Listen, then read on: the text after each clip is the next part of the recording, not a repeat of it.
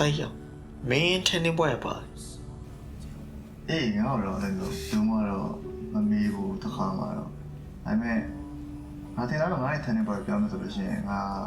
ငယ်တော့အိမ်မစဆင်းခဲ့တဲ့အချိန်တော့ငါတော့ထင်တာပဲဟုတ်လဲဆိုတော့ငါ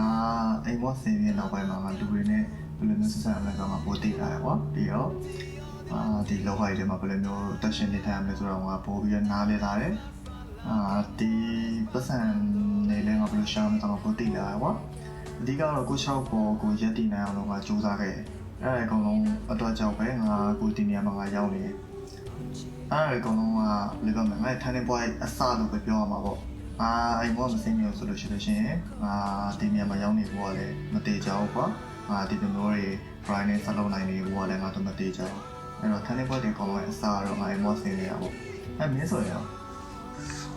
ငါပွဲထင်းနေပွဲကရန်ကုန်ကိုစသွားတယ်စတာပေါ့နော်ရန်ကုန်စသွားတဲ့အချိန်မှာပဲ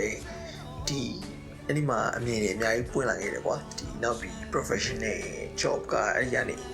စပြီးလုပ်ခဲ့ရတာဆိုတော့လေပြီးတော့ goal တွေလည်းအများကြီးချနိုင်ခဲ့တယ် goal တစ်ခုချပြီးတော့တေချာတက်မမပေါ့နော်လုံနိုင်ခဲ့တယ်ဆိုလို့ဒီအဲ့နေရာနေစပြီးပြောင်းလဲခဲ့တယ်ပေါ့နော်ဒူဘိုင်းကိုလည်းလာဖို့ဆုံးဖြတ်နိုင်ခဲ့တယ်တကယ်လို့သာအဲ့ဒီမှာရန်ကုန်ကိုမသွားခဲ့ဘူးရန်ကုန်ကအလုပ်ကိုမလက်ခံခဲ့ဘူးဆိုလို့ရှိရင်တော့ဒီနေရာမှာလည်းရောက်လာမှာမဟုတ်ဘူးပေါ့ဆိုတော့အဲ့ဒါကြောင့်ဒီ